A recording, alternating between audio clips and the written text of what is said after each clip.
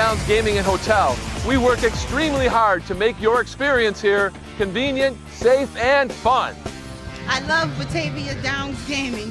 We love it! I love Batavia Downs Gaming. We don't just like Batavia Downs Gaming, we love Batavia Downs Gaming. Batavia Downs Gaming, Hotel, and Racetrack. We not only want you to like coming here, we want you to love coming here. Folks, welcome back to the show where it is not wrestling with your budget. It is not wrestling with your conscience. And we hurt people. It's wrestling with emotion. Maniac, Slick L, your friend, my friend, our friend, and of course, the head of the table in the saddle here. Boys, it has been a great time, and I am going to lead off with the take that I have that might be crazy. Has the last 2 weeks been like the best weeks of like TV wrestling in a very cold minute? Ooh.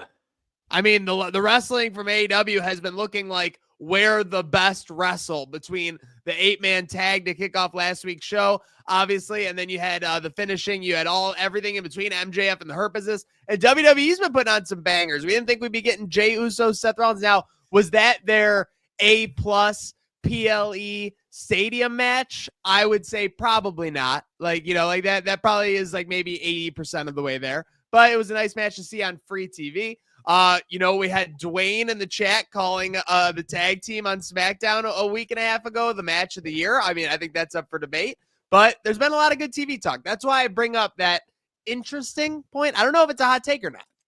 You didn't even mention the thing I thought you were going to mention, and that we have one of the strongest angles on Raw going on right now with Heyman and Rollins and Breakker, which is great wrestling TV. We have a strong angle that we referenced on AEW television with the Hurts and MJF. That's barely been matches for weeks. So outside of the wrestling, which has been outstanding, and a couple other matches, to note, Io and Roxanne had an awesome match Monday. Last night on NXT, I haven't even watched it back yet, but I have to go watch it. Apparently, Julia and Jordan had what was considered to be one of the best matches of the year on WWE television. That tag team match, though, that Dwayne was claiming, that was the best match I've seen from WWE this year. Agreed. That was special. I mean, that was the energy you want from ladder matches that we've been missing, I feel like, from a lot that have just like been a lot of spots and cool spots and everything, but it had everything. It had grit. It was awesome. So I don't think it's a crazy take, Maniac.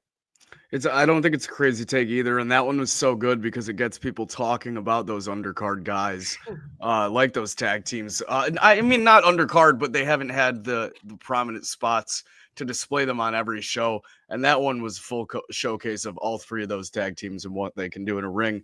And then you had the TLC aspect, and then Raw with Jey Uso, Seth Rollins, completely unexpected, like you said, Roxanne, and I'm sorry, who? Roxanne, I'm forgetting. Io, yes, of course. Roxanne, Io, Julia jumps Io after the match. They're really bringing those NXT girls up well, so I think there is definitely some good wrestling going on TV right now. I'd say, I mean, Raw's been good. Dynamite has one or two things going for it.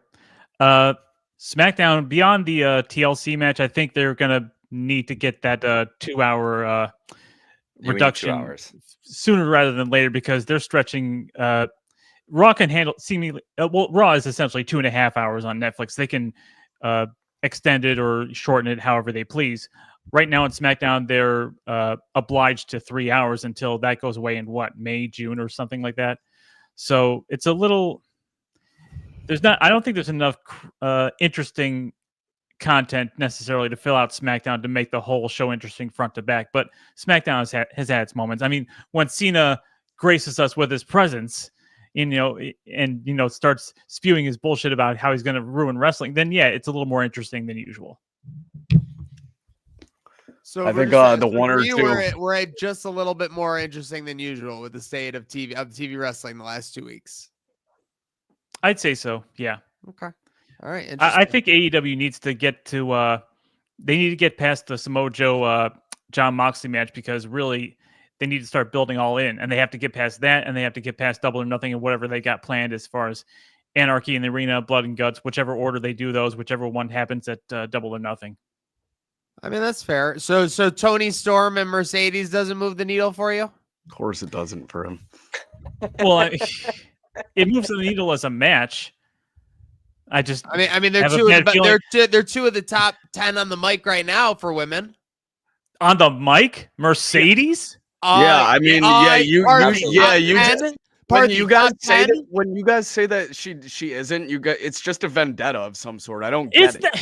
She is cringe. Hello.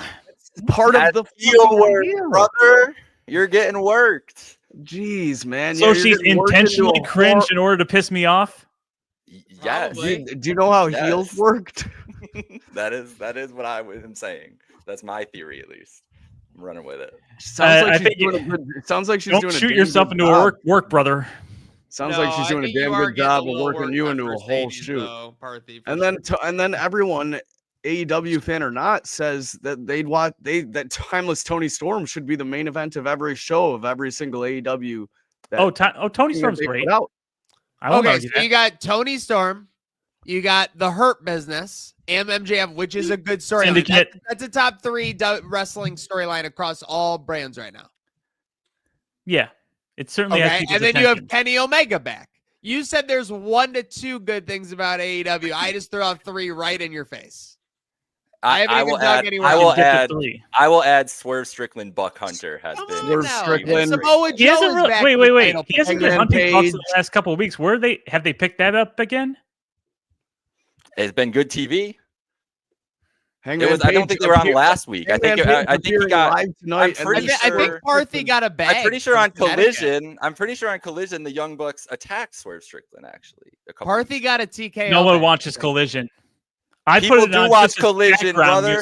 You don't watch Collision. I actually do watch Collision, but I don't pay attention half the time because every Sunday morning. All right. Real quick, I love that he goes, "I do watch Collision, but I don't pay attention half the time."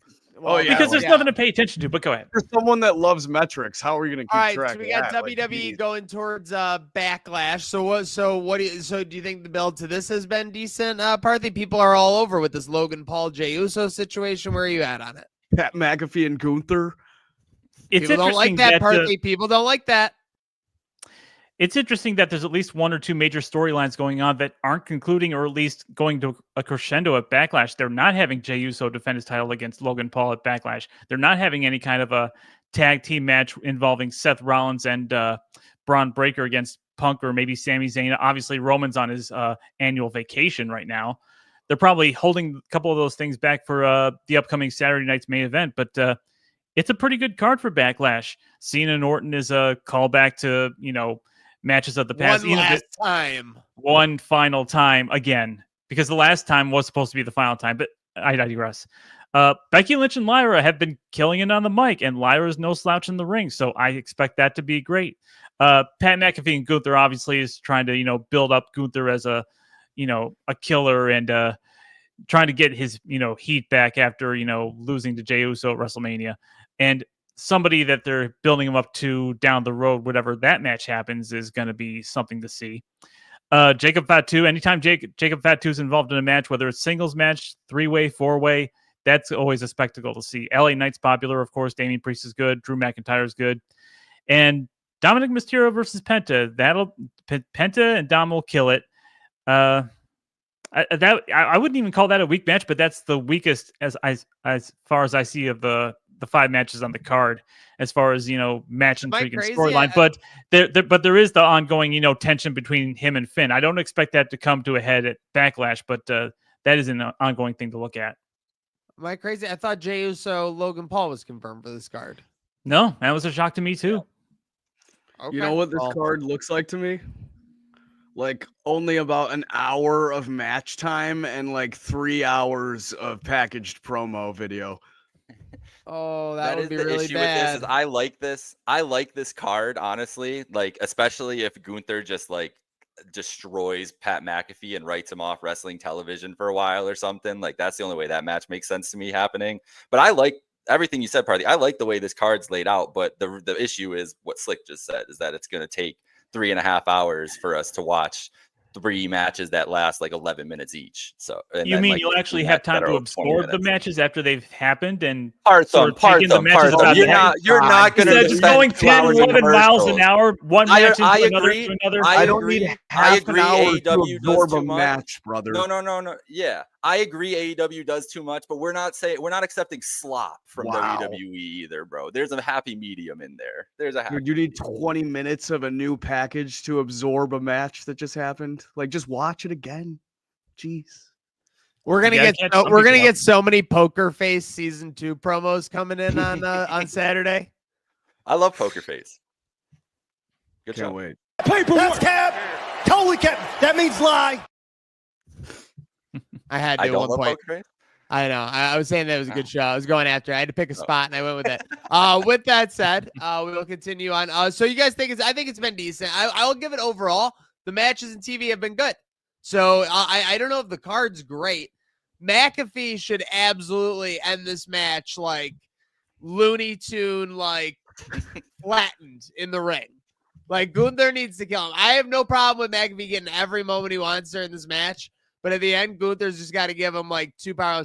Gunther better not do like the escape and like the look at McAfee, you know, like the wow, he gave me like more than I want. Like no matter what, he needs to like just be disgusted that like. I mean, if you do any of that after you just tapped out to Jey Uso and then got mad at 2 commentators for it, you just look like a big old baby, is what you look like.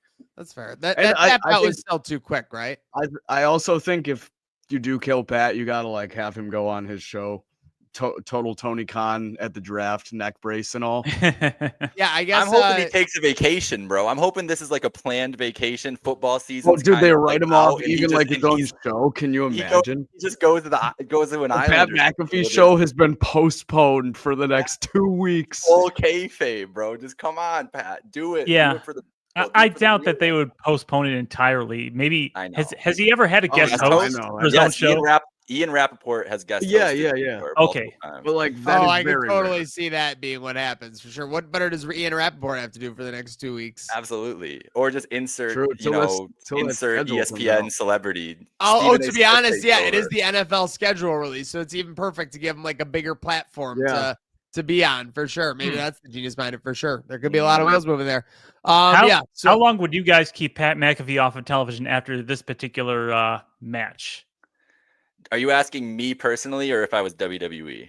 If you were WWE, I think 2 weeks is like a solid time to keep him like if he's not on, because if you could convince ESPN to keep him off the show and like give him a break, it's worth it, because then it's like people are buying in, like this is real, kind of mixing it in.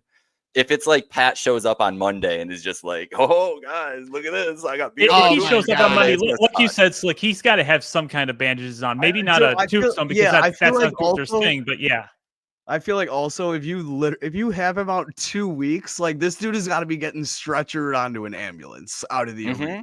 Like it's got to be that level of bad at that rate. But at the very least, like you said, Partham, like neck brace, something. Like they got it. Walk out in crutches. He can barely talk, which is relief for some people, I guess. Oh, he better not exist for the next week. I don't care what happens. If he comes on any form, like one neck brace is not enough for like this Gunther beatdown. Like when was the last time him in a full body match? You want him in a full body cast? Yes, just laying there on his own show in a body cast, stretching out like this. Now that is fucking perfect. There has to be one preservation of kayfabe either way, either a full body cast or he takes a vacation for a week and a half. Or how recently they, like, if he hasn't been in his own Thunderdome, they've had him report like remotely from the Raw location. Imagine if they're like reporting live with McAfee remotely from the hospital bed. Like that would just be cinema. That would be hysterical. He could even just go in like a white like bed, like like in a hotel, and just be like, "Guys, I'm in the hospital," like or something like. It's ridiculous.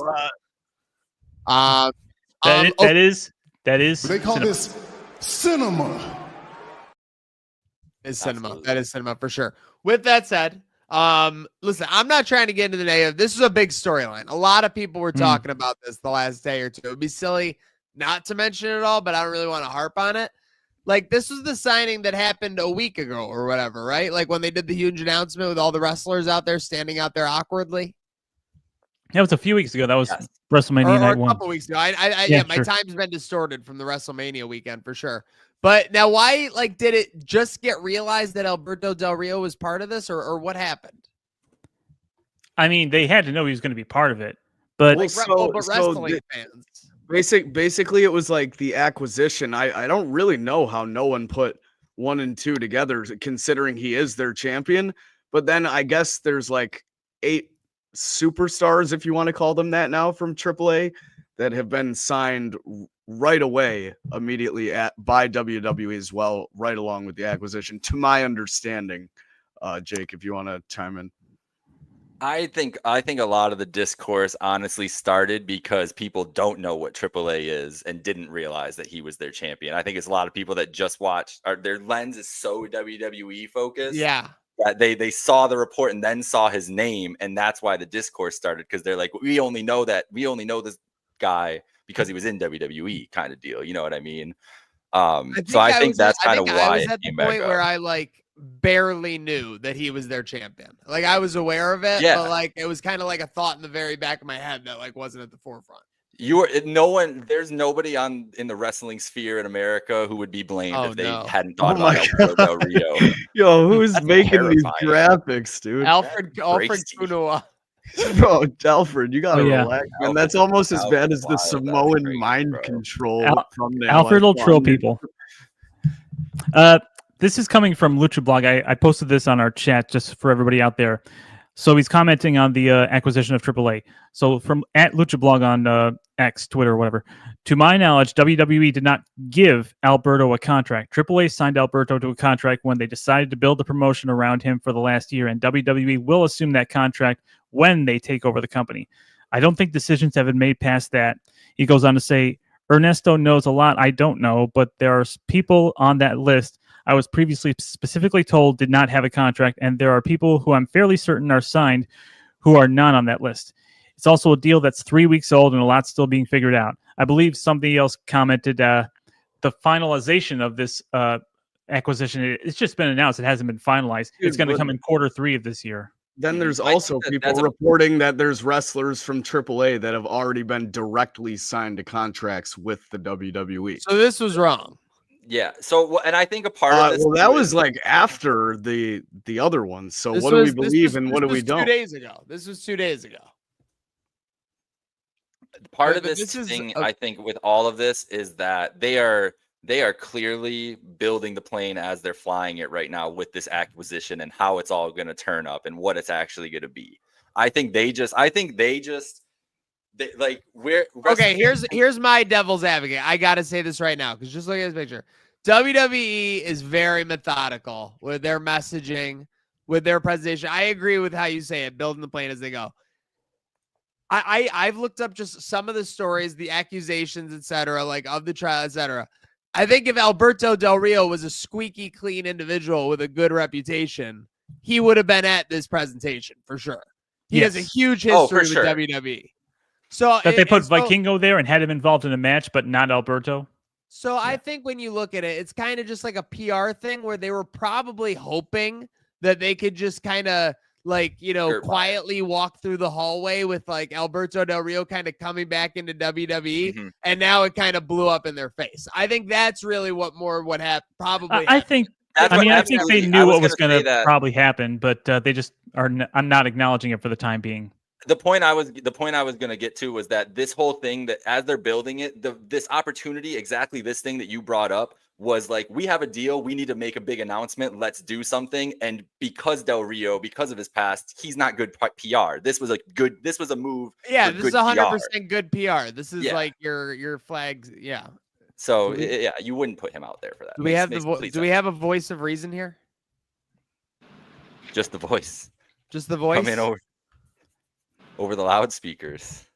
Ernie, are you with us? I am with you. Can you hear me? I can hear you. Awesome. Sorry for the delay, gentlemen. We have some Wi-Fi issues in the great city of Scottsdale right now. Listen, we're not going to hold that against the great city of Arizona that everyone loves, great state of Arizona that everyone loves. Ernie, we were just talking about this AAA WWE situation. obviously none of us know for sure. We're trying to read between the lines of everything. Do you have any thoughts or takes on just that based on anything you've seen or kind of how the wrestling landscape folds? Obviously, a lot of people, like Jake said, only like, WWE focused. So this is kind of all new to them. Ever see the movie Fools Rush In where Matt Perry and Selma Hayek get married and then like they work backwards? Like, oh yeah, we got married in a shotgun wedding and then afterwards they figured out all the pitfalls they had in their relationship. I actually did see that once. That's kind of what this relationship to me feels like. It's like, oh, we're all great. This is going to be a great partnership, blah, blah, blah, blah, blah, blah. But, oh, wait a minute. We got Alberto Del Rio / Del Patron, and he's a hot mess, and he's their champion, and he's a scummer. And then there's all these other issues. It's like they had this great, like, union, but they didn't really think the union out too much, if you ask me. So there's going to be, like, just things that are going to, it's not just, oh, hey, this is a union, great. There's going to be a lot of issues that they need to get through to make this a sanctimonious, maybe not sanctimonious, but just a well-oiled relationship. Because right now it looks like it's not. Like, what the hell are they going to do with their champion, first of all, and then go from there? So they have a lot of things to work on before this becomes, allegedly official. Like, it sounded awesome at first, and then it's like, oh boy, like there's some issues here. Well, the way I see it, they wanted to make an impact in Mexico, one way or the other, and the two major promotions there are AAA and CMLL. Now, CMLL is in bed with AEW. AEW used to be partnered sort of with AAA. You saw their champions on their program. Now it's switched over to CMLL. So the only way that WWE can go into Mexico without establishing their own NXT from scratch is, partnering or purchasing one of these two promotions, and they're down to essentially one option. And they must have figured, well, absolute coincidence that they follow suit of AEW doing such a thing.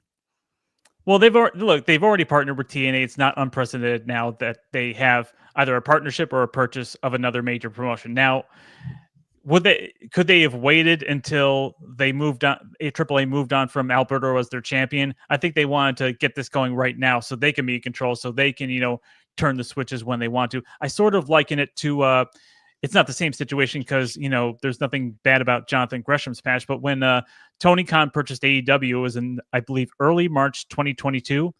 And I believe he held Jonathan Gresham was the Ring of Honor World Champion until July 23rd when Claudio beat him for it. So he had about 3.5 months, a little over 3.5 months as champion under Tony Khan. And he wasn't exactly happy about losing his title. I believe that was his last match in a Ring of Honor capacity was Jonathan Gresham. So once the deal is finalized, I have no doubt that they'll start, not turning the screws, but putting the works in place where they're going to want their champion at some point, and they'll make it, look good. But it's not like they're going to, have immediately book a match for the next show and just have Alberto drop the title without any kind of build up or hype or whatever. But, look out for the next, not necessarily Worlds Collide, because maybe the deal won't be finalized by then, but the next major show for AAA after that, I would expect by then Alberto won't be the champion anymore. Even if it's not because of Alberto's past, they'll want their own champion regardless. I agree with that for sure. I'm pretty hard pressed on believing that AAA will be run like under the same capacity as like ROH's under AEW. I just don't know if it'll like be hand in hand quite the same. I'm interested to see. I think there definitely will be some of that capacity. But Jake, what do you think? Oh, I just think the next AAA champion is El Grande Americano. I think that's what this is all leading to. I mean, that's what's best for business, I think. That's why he's been fighting the luchadors. If this has been in the works, that's why, because El Grande Americano is going to be the biggest heel in AAA. If they booked El Grande Americano versus Alberto Del Rio, I mean, everybody's cheering El Grande Americano. That's how you get El Grande Americano. Would they be cheering in Mexico? Bro. No, probably not in Mexico, but in the States. Absolutely. He's a conquering hero. I think they might book a multi-man match and have El Grande pin somebody else other than Alberto. That's fine. I feel like you could do a title change of Alberto before you even have him on a WWE programmed show with AAA involved. Like, I just think having him on your TV at this point with everything that's blown up is probably not a good idea. No, it's actually, as a matter of fact, it's not a good idea. It's not. When's the next AAA show? Do we know? No clue. I mean, even before Worlds Collide, if there is one. We'll see. It'll be very interesting. But speaking of worlds colliding with wrestling with emotion, here comes some train wreck trivia. Batavia Downs is more, lots more. Train wreck trivia presented by Batavia Downs. There have been a fair number of Backlash events, 20 total. First one occurring in 1999. There was a 7-year break from 2009 to 2016. When it came back in 2016, who faced off in the match for the WWE World Championship? 2016. September 11th, 2016. Was it because that sounds September like 11th. So that wasn't after WrestleMania? Oh yeah, wait, what? Oh geez. No, so that's another good factoid, Parthy. Thank you for bringing that up. This is the only Backlash out of all 20 to occur outside of the April-June window. Is it AJ Styles, Dean Ambrose? It is AJ Styles, Dean Ambrose. Wow. Let's go. That's a really good call, Micah. So wait, and I was AJ in WWE, I was all was over this that. in the wake of when all 3 members of the Shield held the belt, the WWE title at one time or another on Money in the Bank? They won that at They had that Money in the Bank. Yep. The Raw the next night was in Phoenix and I was there. So yes. Yes, so that occurred at Money in the Bank, and then Ambrose had it until September of this year. And again, listen, we do shit on the WWE product a little bit until recently for sure, but that was a really good stretch of WWE. Absolutely. When you had the house that AJ Styles built, and you had kind of Rollins, Reigns, etc., taking care of business over on Raw. So that was really good product there. I was looking at some of the other Backlash things. Like some of these are crazy. Like the 2021 Backlash, which was the first match after WrestleMania. Who remembers that main event? Was that Drew and Roman? Nope. Roman and Daniel Bryan, wasn't it? No, that was on SmackDown, wasn't it? Drew and Randy Orton. Yes. In basically his farewell run from WWE. Edge Roman Reigns versus Cesaro for the WWE Universal Championship. That's right. Yeah. Crazy. I thought the Cesaro section was getting his. That was basically the beginning of Reigns' reign of terror, where he was just cheating in every match. Wasn't that Cesaro's only title shot in the WWE, or am I wrong? I believe so. I want to say that. World title shot. You guys will know this. Who did Roman face when he it was the first pay-per-view in front of fans again when he won, and then when Cena came out? Because I thought that was Cesaro. Maybe I'm wrong. That was Money in the Remember Bank. He beat somebody. And then I thought Edge. He beat Edge at Money in the Bank. Who did he beat that? I thought when pay-per-view? Cena came back, it was in Toronto at Money in the Bank. Yeah, and he beat Edge that night. Yeah. So I don't think it was Texas. Is the only thing. It was Edge. Yeah. Okay. They were building that up during the Thunderdome, and then the fans came back. About it, if you're doing that PLE in Toronto for Edge's farewell. Oh, you know what though? I was thinking I'm like, wow, that was crazy, disrespectful that they did that to Edge to just have the John Cena return, kind of trump his loss. But I do forget that Roman Reigns got on the mic after the match and kind of did that whole thing. He gave it kind of a buffer. He kind of gave it a buffer, which was great. So kudos to WWE. That was well done. As was this AJ Styles run. You're right, Micah. AJ Styles 2016, and they knew what they had. They were giving him title shots 4 months into being into WWE. Oh my god! He was champion for a year, over a year. I didn't realize that. I forgot how long he was WWE champion for. All right, trust him. What do you got, Parker? Can I get a little extra train wreck trivia now that I've looked up the Backlash history?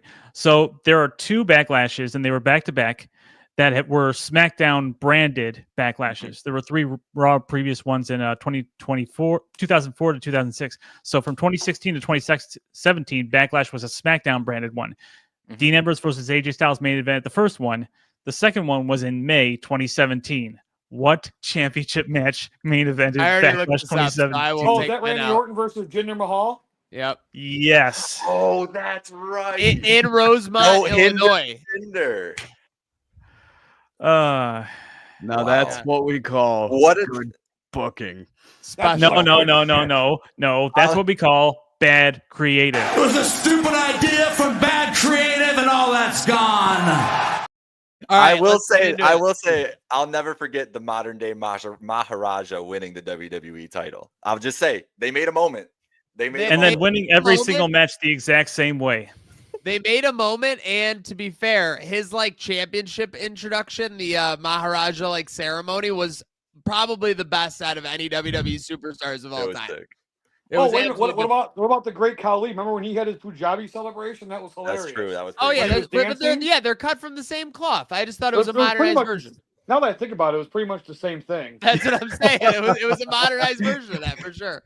Dude, that was awesome. Well, they had dude. the Great Khali show up in a Punjabi prison match when versus Randy Orton. Mahal That was was- taking on Randy Orton. What was a dumber decision? Having that was Jinder Mahal stupid. win it in the first place, or that booking?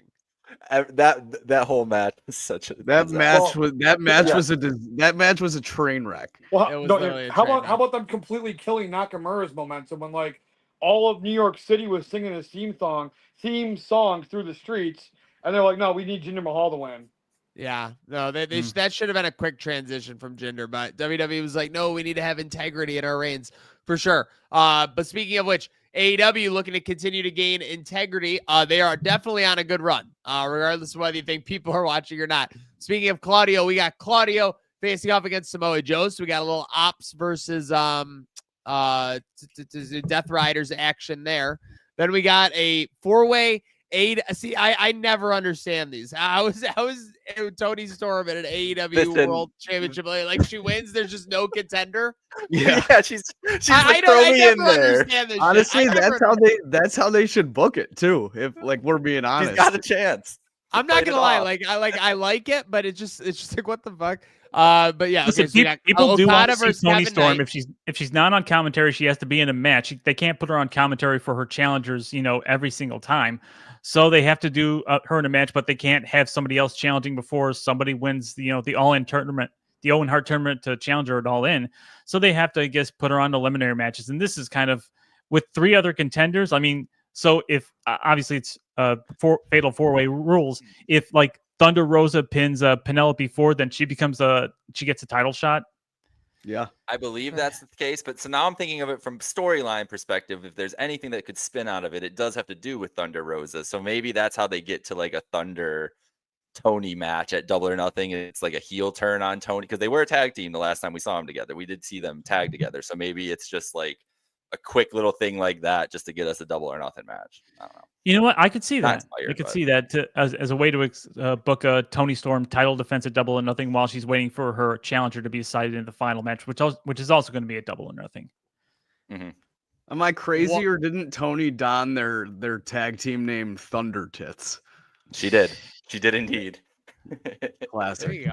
Perfect. Very classy from our timeless. But then you got this the 6-man tag match, which is essentially the 8-man tag I'm match not done minus talking a couple of about guys. Parthy, what are the live odds? All in Texas. Timeless Tony Storm versus Mercedes Moné. Minus 5,000. No fucking Parthy. You don't know how odds work. You don't know how. Like that ass. I know what you're I'm. saying- I know when I'm you're sure of saying something. That's the equivalent of like Alabama against Akron. It's Mercedes creative control. Parthy. Whether or not it's Who's in gonna their win that contract. match? All right. So and when Timeless wins that match, what are you gonna do? You mean against Mercedes at All In? Yeah. We'll think of something fun to do. I think you should have to dress up and act like Timeless for an entire episode. Badass. And if Mercedes wins, I'll do the same for Mercedes. This is great. Yes, because she's Come not on. minus 5,000. That's the point, Parthy. She's Wait, not are you minus saying? Wait. 5,000. Are we betting on whether the match happens or who wins? Who wins? Mercedes. Okay. All right. We'll talk more. I mean, we're a couple of AEW pay-per-views away from our all-in prediction show, but a little early preview here. And we'll obviously have the Still, Backlash a couple prediction show pay-per-views this weekend. away being minus 5,000 is wild. Yeah, I agree. I couldn't believe it. So Parthy, what do you got in this 6-man? Obviously, no hesitation in the buck hunting here. Yeah, at least they have Swerve in a match with the Bucks, so at least they're picking that narrative back up again. Because last week it was what? Who was it? Was Kevin Knight in that match? Because he got attacked. Because you didn't watch the show, he got attacked on by the Young Bucks. You missed that. So he got That's why attacked. He wasn't on the show. Was he like carried down on a stretcher? No, but he got beat down. Clearly like, not. Out, He's wrestling tonight. He sold it, and now he's back. All right. Parthy gets worked and he gets like mad at the product. Ernie, how do you feel about this card? I think AEW has improved on like their pay-per-views are always good. Like I don't anybody who disputes that's a stupid idiot. Wow. Their shows are getting better. There's still a lot of holes, far less holes than there's still some WTF moments like what is going on, but not as many as before. I'll say that. They're tightening the holes. Like it's just like it's like a piece of Swiss cheese. There's less than the Swiss cheese right now, and the show is improving. Okay, and we know the Swiss cheese effect is when you know the holes align, a lot of things can go wrong. I'm sure Timeless Tony would agree with that. You know, yeah, about she tightening can talk holes the and Swiss cheese model. With that said, we got Will Ospreay, we got Hangman and Paige Gary, and that makes things great. But you would have to be a blind mouse to not realize who is missing from this flyer that should likely be taking care of some business tonight in Detroit, Slick. We hurt people. We hurt people. We hurt people. They need a hand gesture to go along with that. It seems like MJF's gonna do it when he's thrown in the group. He's gonna be getting everybody with the "We hurt people, we hurt people." Now you notice in the bottom of that graphic who's appearing Hangman Adam Page with nothing else to do, and who's been having problems with MJF lately other than Bob. Because I think we pretty much know who MJF is going to target to hurt. Oh, we pretty much make an example of to impress. We know, do we? We pretty much know. Wait, who is it? Hangman. Mm-hmm. Oh, he's not. You think he's going to take out Hangman? He's going to try. Who else is going to Hangman target? just won that big main event last week versus over Kyle Fletcher. Yeah. Oh, he's really going to want to take him out with Hangman having a Owen Hart finals match upcoming. Okay, I just think he might pick someone a little bit. He's the one guy that MJF has had issues with lately. I just don't think he's going to take like ones with someone he had issues with. He's going to take someone that he knows he can hurt. All right, who do we lay on? Link to start. Who's I wouldn't be surprised. Who? I would. You know what? Some security members backstage. He just starts shoving them around or something. No, I don't know if that would impress Bob though. Yeah. But that's what I'm wondering. Is MJF? The question is he capable of hurting people at the rate they want him to hurt people? So maybe not physically. Like Bobby Lashley could toss people around. We talk about the fact that Bobby Lashley is kind of a weirdo. That he doesn't want money, cars. He doesn't want anything. He just wants to see MJF hurt people. They've never lied about what they want, though. They've only been truthful. They say we hurt people. Yeah, all the time. All right. And they do. So what's our guesses as to who MJF will target if it's not Hangman? I'm looking up Bobby to see Lashley. when a guy had his last match. Honestly, specifically. Okay. Wait. Ooh. I think you got to go after Bob, bro. You go after the big dog. Dude, that's what I was saying. Okay, I know. That's what I was thinking, Jake. I think he's gonna fight his way into the Hurt Syndicate. Yes. You get beat up to join the gang, bro. That's how it works. That's how it works. You get beat up to join the mob. I'm scared if he goes and hurts Bob right away because it looks like that's what he wants to do. That they're just not going to get around to this point of him being on the team and being that silly member of the syndicate. But that's the no. We need him to be. Did he really want to hurt Bob, or was he just trying to get into the hurt business? Because no, dude, it seems like he genuinely just doesn't like Bob. Like like Maniac said, Bob's kind of a weirdo. Bob he is might kind not, of a weirdo. but he's conniving. He could just attack him and be like, no, Bob. That's what you wanted from me. You told me to hurt people. You're the toughest guy in this locker room. I tried to hurt you. That might earn his respect. I'm just saying. Does anybody else have any other guesses? What if he attacks Excalibur? I'm just throwing something out there. Like, don't you wish? Announcers are not safe in wrestling. I feel like anymore. Ernie just wants Excalibur off the broadcast, so he's throwing that out there. I don't mind Excalibur. I just think it'd be kind of funny if it was just like I just picked the most random person I can think of at the time, and the only two people I could think of were Aubrey and Excalibur, and he's not beating up a woman, obviously, nor should he. So Excalibur is my wild card guess. My wild card guess is he takes out and decimates Lance Archer. Well, he is pretty much cannon fodder when he's not. That's what I'm wrestling saying. other He's a cannon big fodder. guy. He's a big guy. He can obviously take the spot and not be any worse for it. And he can just kind of lay the body at Bob's feet and be like, "Look at that hurting I did, Bob. I did it for you." As long as you know who's actually not a wild card. I feel like that could be Lance Archer. Lance Archer. When you think of those two, they're kind of cut from the same cloth, and I feel like they did have a feud with the Hurt Syndicate.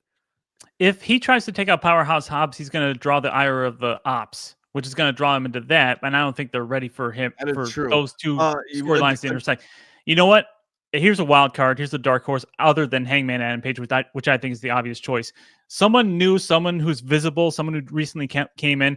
Kevin Knight, obviously, he has other obligations, although maybe MJF won't give a damn. But I think a dark horse would be Speedball Mike Bailey. He's not big enough that MJF can take him easily. I mean, he's also in that match, though. Yeah, He's in the match.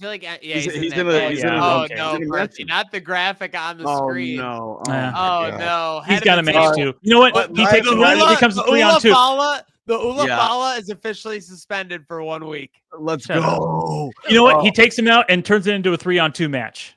Also, my wild card. He's in the match for now. Oh, you know what? That could be subject to plausible. change, as always.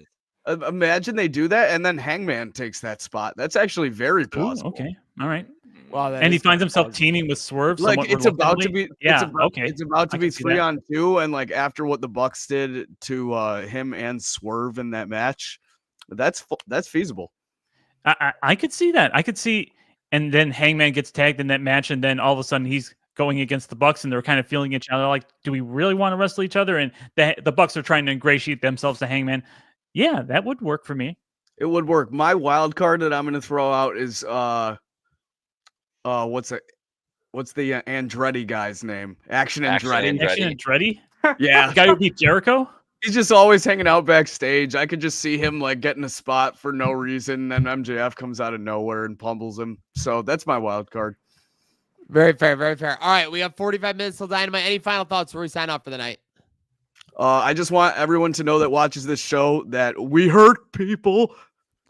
You want to know who's a wild card in all these storylines we got going on? Have you heard what? No. Have you heard what Taz has been saying about Hook? How he's been away and he's gonna take care of business when he gets back. Yeah. Yes. He's gonna be taking care of some business, but I don't think it's the one we think. I don't think it's how we expect him to. Oh no. We need the clip from It's Always Sunny in Philadelphia where Charlie goes, "Wild card, bitches." Yes, agreed. For all future wild card endeavors, for sure.